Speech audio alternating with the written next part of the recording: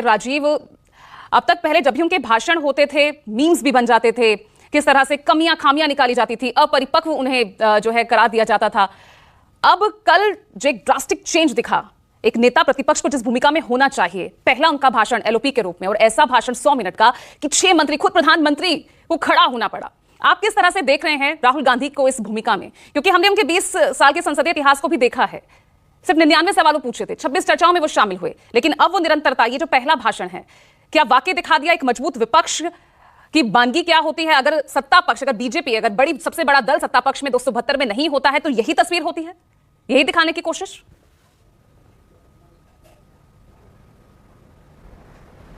देखिए पूजा, हमने कई बार ये कहा कि 2024 के लोकसभा के चुनाव परिणाम बहुत सारे संदेश देते हैं। उसमें एक संदेश ये भी है कि विपक्ष को जो ताकत मिली है वो आप संसद में दिख रही है। पहले जो आपने कहा कि राहुल गांधी, पिछले 10 वर्षों में राहुल गांधी को मजाकिया तौर पर, उनके हल्के तौर पर, उनके गैर जिम्मेदाराना बयान, बीजेपी लगातार उनको गैर जिम्मेदार नेता, हल्का नेता, मजाक। चल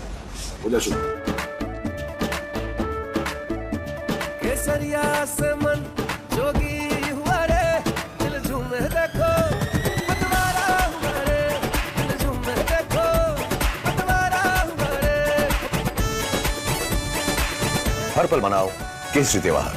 विमल, बोलो जुमा केसरी किया उनका करते रहे, और ये कल भी जारी रहा। भारतीय जनता पार्टी ये दिखाने की हमेशा कोशिश की है कि राहुल गांधी ने गैर जिम्मेदाराना बयान दिए हैं और वो हल्की बातें करते हैं। ये तो बात हो गई, लेकिन सवाल ये है कि जो नतीजे आए उससे विपक्ष का हौसला किस लिए बढ़ा हुआ है, वो साफ है फर्क।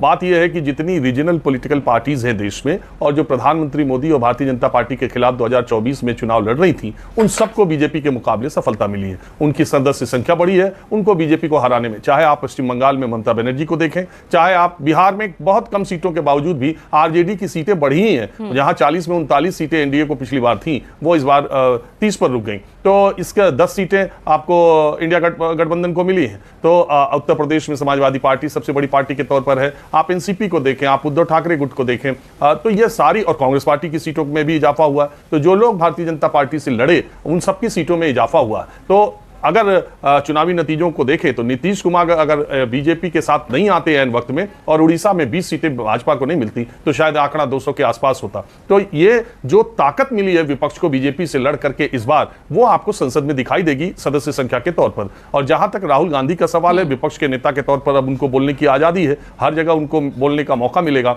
शायद पहली बार इस देश ने देखा होगा, 10 साल में पहली बार, मैंने तो नहीं देखा, कहीं और किसी ने देखा हो कि किसी विपक्ष के नेता ने, राहुल गांधी की बात छोड़ दीजिए, किसी विपक्ष के नेता ने लोकसभा में चर्चा के दौरान अपना भाषण दिया हो और उसमें प्रधानमंत्री, गृह मंत्री और रक्षा मंत्री बीच बीच में रुकें और अपना एतराज उठें और अपना एतराज जताएं। कल ये राहुल गांधी के भाषण में हुआ। अब इसकी दो बातें हैं, ये या तो राहुल गांधी की बातें भारतीय जनता पार्टी को बहुत असहज कर रही थी, प्रधानमंत्री को बहुत असहज कर रही थी, और राहुल गांधी अपना मैसेज देने में कामयाब हो रहे थे, इसकी बेचैनी थी, जिसकी वजह से उनको संसद में प्रधानमंत्री ने 2 बार, गृह मंत्री ने 2 बार, रक्षा मंत्री ने उनके भाषण पर बोला। इसके अलावा 3 उसके बाद अमित शाह गृह मंत्री के ऑफिस में बैठक हुई मंत्रियों की, सीनियर मिनिस्टर्स की। इसके बाद 3 मंत्रियों, बड़े बड़े नेताओं ने प्रेस कॉन्फ्रेंस की। योगी आदित्यनाथ ने उत्तर प्रदेश से प्रेस कॉन्फ्रेंस की। तमाम मुख्यमंत्रियों भारतीय जनता पार्टी के देश के अलग अलग कोने से राहुल गांधी को हल्का, गैर जिम्मेदार बताने में लगे रहे।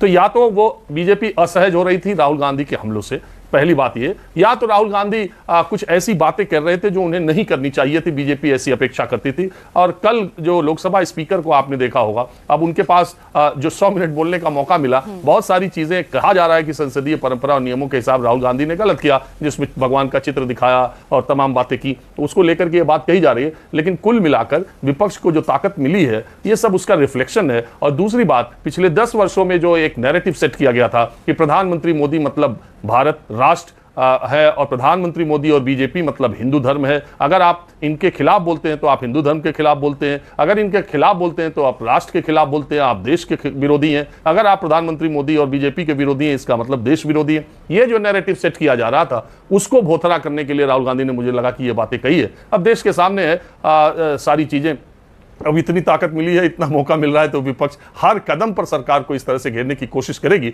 और राहुल गांधी की ज्यादा चर्चा के बीच में हम मल्लिकार्जुन खड़गे को भूल जा रहे हैं, जिन्होंने राज्यसभा में, मुझसे अगर आप व्यक्तिगत तौर पर पूछेंगी तो मल्लिकार्जुन खड़गे ने राज्यसभा में ज्यादा जोरदार और आक्रामक हमला सरकार के खिलाफ बोला, जिसकी चर्चा कम है, लेकिन इन दोनों सदनों में मुझे लगता है कि पूरी तैयारी के साथ कांग्रेस पार्टी आई थी कि उसे अब इस नैरेटिव को, हिंदू धर्म की बहस को और सारी चीजों को, SC, ST, OBC और अयोध्या